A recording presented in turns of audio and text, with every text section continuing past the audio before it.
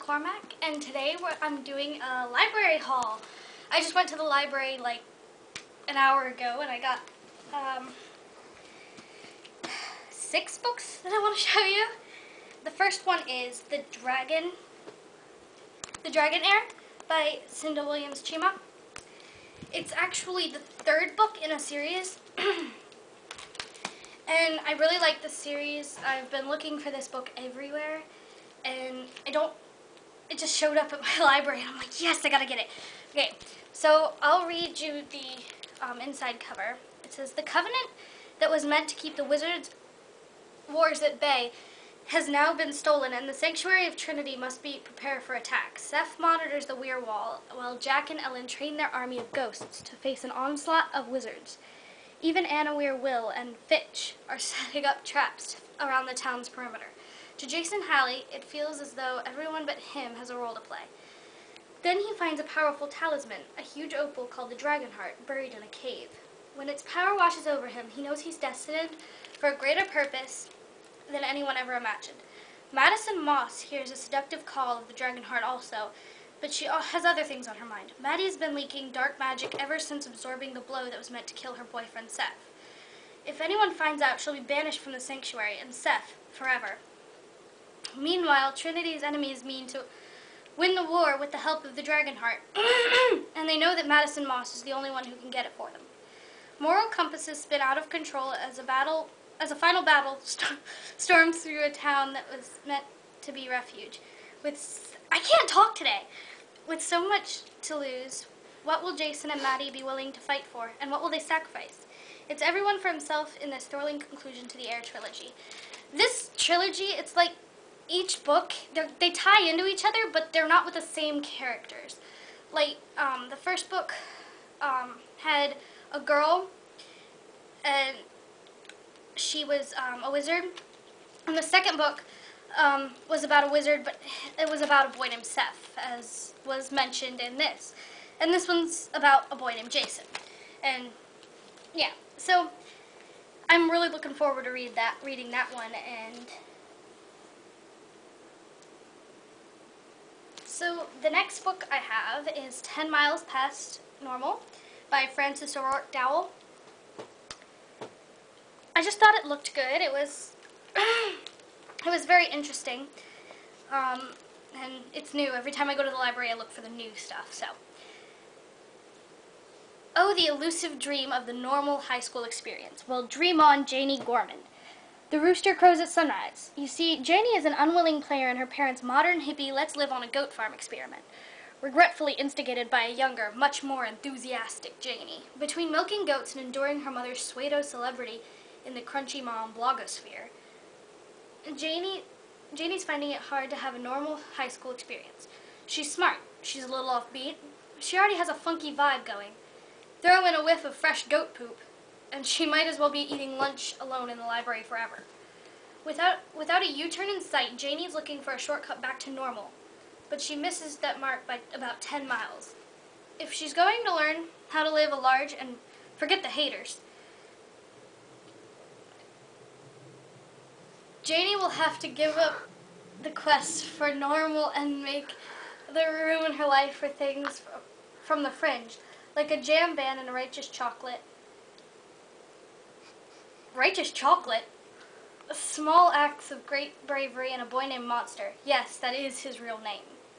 10 Miles Past Normal is a quirky roadmap for life that's full of offbeat heroes and delicious goat cheese. Maybe life's little detours are not about missing out, but about finding a new way home. It doesn't seem like this book would be for most people, but I like those weird kind of fitting in. And so a little different from that last one is The Magnolia League by Katie Crouch.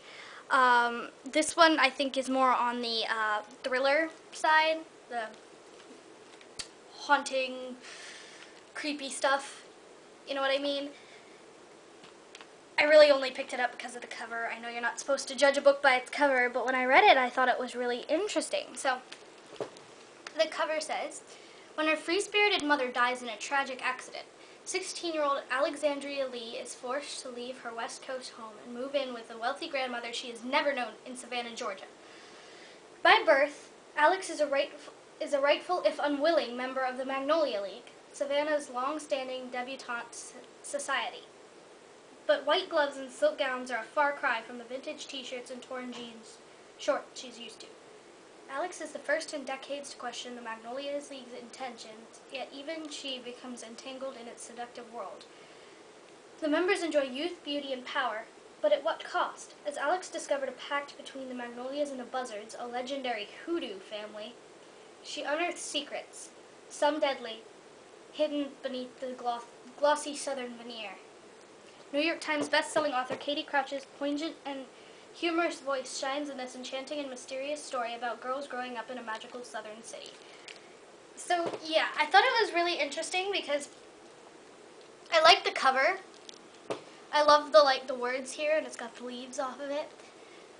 And I just found it very interesting. And then this book I got from the summer reading program.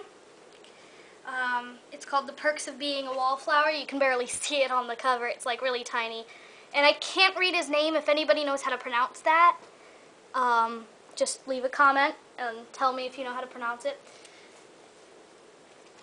And wait, it doesn't tell you how to pronounce it. But okay, so it says, this is the story of what it's like to grow up in high school. More intimate than a diary, Charlie's letters are singular and unique, hilarious and devastating. We may not know where he lives. We may not know to whom he is writing.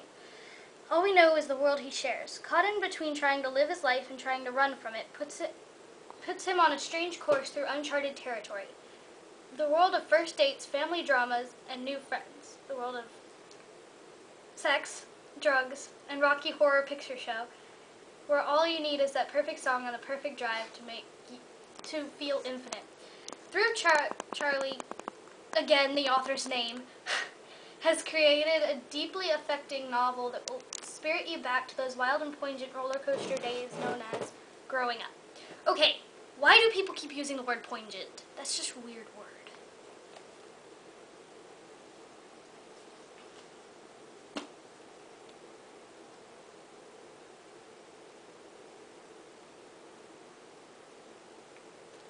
And then this book, Please Ignore Vera Dietz, I was actually looking at because one of the other book reviewers on YouTube recommended it. It seems like a really good book. I think it's about a girl and her best friend dies, and I'm like maybe halfway through it right now. I know, I'm weird like that, but I'm halfway through it, and from what I can tell, Charlie died, but no one knows what he died of. They think he died of something different than what he actually did, and Vera knows what he died of, but she hasn't told anybody, and Charlie's kind of haunting her to tell the truth and everything. And it says, is it okay to hate a dead kid, even if I loved him once? Even if he was my best friend? Is it okay to hate him for being dead? Vera spent her whole life secretly in love with her best friend, Charlie Kahn. And over the years, she's kept a lot of his secrets, even after he betrayed her, even after he ruined everything. So when Charlie dies in dark circumstances, Vera knows a lot more than anyone. The kids at school, his family, even the police. But will she emerge to clear his name? Does she even want to? Edgy and gripping, Please Ignore Vera Dietz is an unforgettable novel. Smart, funny, dramatic, and always surprising. And then on the back, it's got a little to-do list for everyone.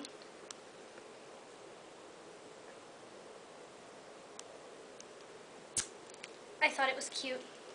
And I really don't know what the lighter has to do with anything.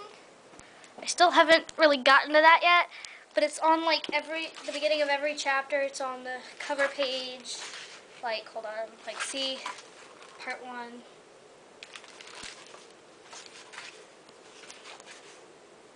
I thought this was funny.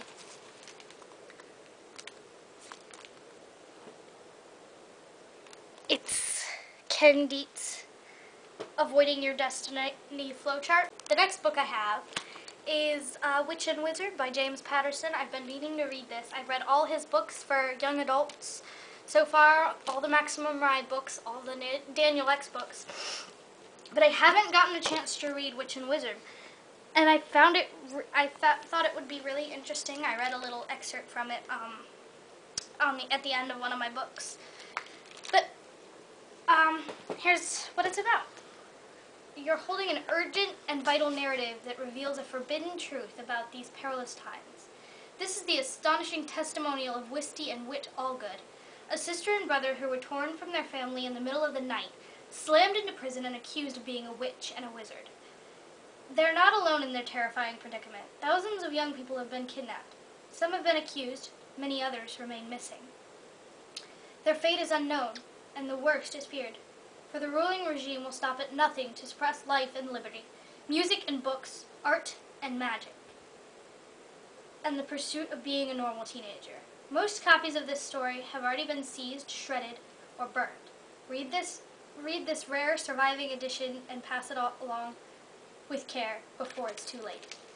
I thought it was really interesting, and I think it's kind of like, I'm really into that kind of dystopian society, like, oh, it's perfect, but it's really not. And I think this is kind of what it's like. I've read a lot of those lately. So, and that's what I've gotten so far from the library, and if you were wondering, there is a person behind the camera. yes, that is Haja Girl 123, Hey guys. my best friend. Yeah.